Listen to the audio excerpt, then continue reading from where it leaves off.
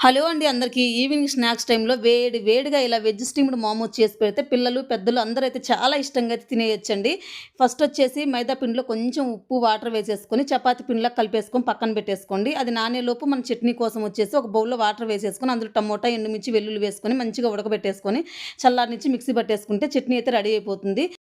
ఈలోపు cabbage, carrot, ఆనియన్స్‌ని వీలైనంత సన్నగా చాప్ చేసేసుకొని, అందులో కొంచెం సాల్ట్ ఏసేసుకొని, ఇలా వాటర్‌నంతా పిండేసుకొని సెపరేట్ ఒక ప్లేట్‌లో పక్కన పెట్టేసుకోండి. ఇందులో మన క్యాబేజ్ అనేది ఎక్కువ తీసుకోవాలండి.